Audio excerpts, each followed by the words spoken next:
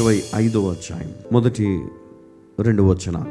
అమధ్య ఏలన ఆరంభించినప్పుడు, అమధ్య ఈయన ఎవరు అంటే యూదా రాజు. చదవమా. 25 ఏండ్ల వాడై 25 ఏండ్లు వాడై 29 సంవత్సరములు యెరూషలేములో ఏలెను. ఎన్ని సంవత్సరాలమ్మా?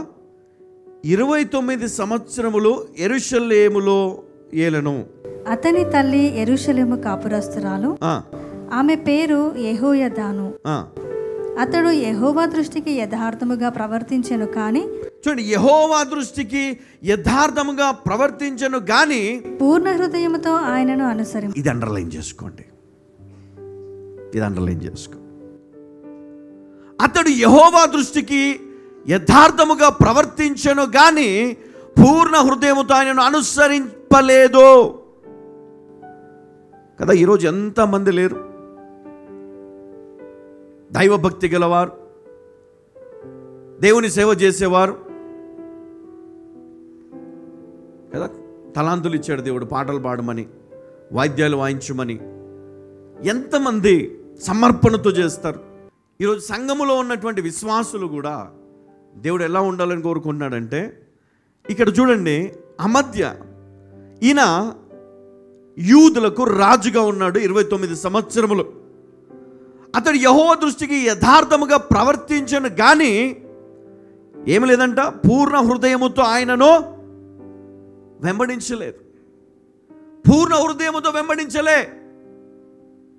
ఏదో పైనకి రాజును కదా, దేవుని పైన భక్తి చూపించాలి, ప్రజలు చూడాలి, దేవుని పైన విశ్వాసం కనపరచాలి, బలులు అర్పించాలి, ప్రజలంతా చూడాలి కదా. ఈరోజు మనం చూస్తూ ఉన్నాం రాజకీయం ఎట్లయిపోయిందంటే, ఒకడు వస్తాడు, బైబిల్ పట్టుకుంటాడు, 2 మాటలు చదువుతారు, అందరూ మన బైబిల్ చదివాడు కదా, మనోడే అని ఓట్లు గుద్దుతాడు. తర్వాత ఇంకొక దగ్గరికి వెళ్తాడు, అక్కడ ఏదో చేస్తాడు, వాళ్ళందరూ మనోడే కదా అంటారు. ఇంకొక దగ్గర పోతాడు, ఇంకేదో చేస్తాడు, వాళ్ళు మనోళ్ళే కదా అంటారు. ఈ విధంగా నటన చేసి ఏం చేస్తారు, మీ హృదయాలను గెలుచుకుంటారు. నటన, పై నటన. వాస్తవానికి అది వేరే, మనకు తెలుసు. అది నటించే వాళ్ళంటే దేవునికి ఇష్టం ఉండదు. ఒక క్రైస్తవుడు, ఒక క్రైస్తవురాలు, ఒక క్రైస్తవ కుటుంబము నటనతో కూడినటువంటి జీవితాన్ని కొనసాగించడం దేవునికి అస్సలు ఇష్టం ఉండదు. అమ్మ, ఎంతమంది కుటుంబాల్లో ఈరోజు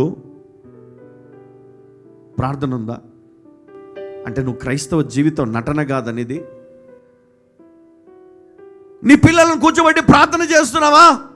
వాక్యం బోధిస్తున్నావా? లేదు. మరి నువ్వు వాక్యం బోధించలేనప్పుడు మందిరానికి తీసుకొస్తున్నావా? వాక్యం వినేటట్టు చేస్తున్నావా? లేదు.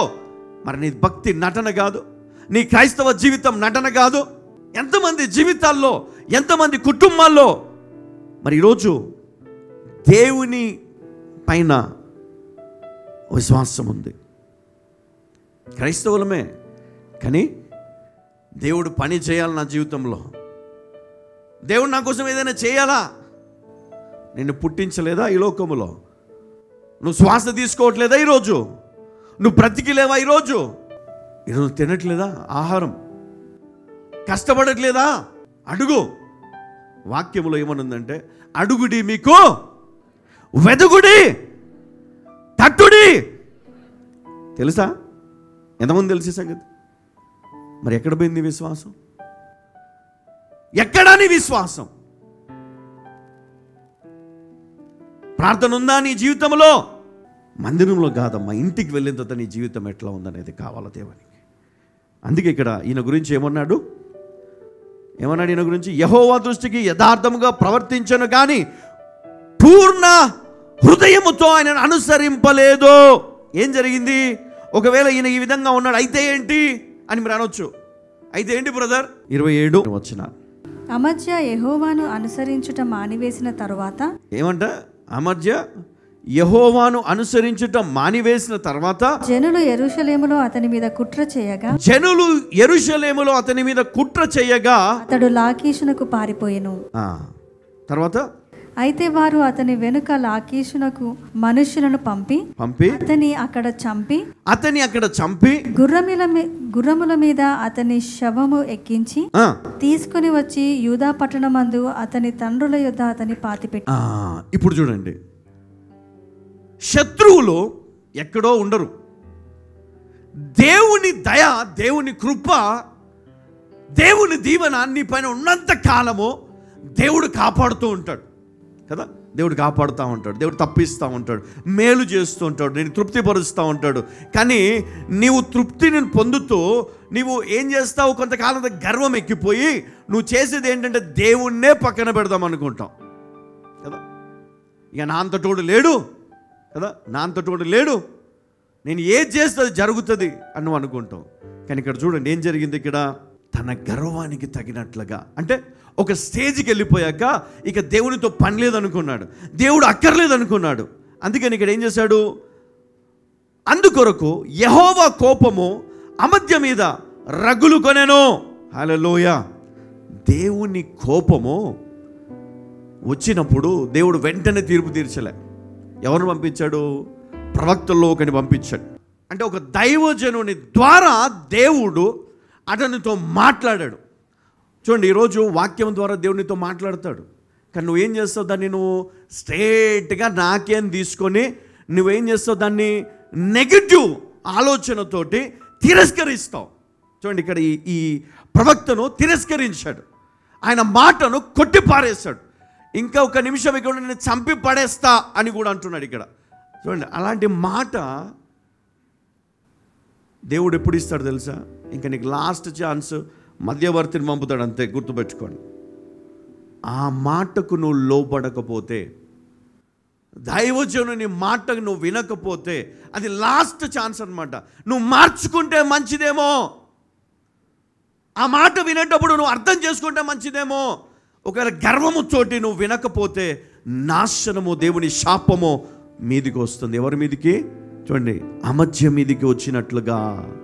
28వ వచనం, అయితే వారు అతని వెనక లకీషునకు మనుషులను పంపి అతని అక్కడ చంపి గుర్రముల మీద అతని శవము ఎక్కించి తీసుకొని వచ్చి యూదా పట్టణమందు అతని తండ్రుల యొద్ద అతని పాతిపెట్టిరి. ఏం జరిగింది? ఇక్కడతో అయిపోయింది అన్న స్టోరీ. ఒకసారి ఆలోచన చేద్దాం. ఇక్కడ దేవుడు గమనించింది చాలా ముఖ్యమైనటువంటి అంశం ఏంటంటే, అతడు యెహోవా దృష్టికి యథార్థముగా ప్రవర్తించెను, కానీ పూర్ణ హృదయముతో ఆయనను అనుసరింపలేదు.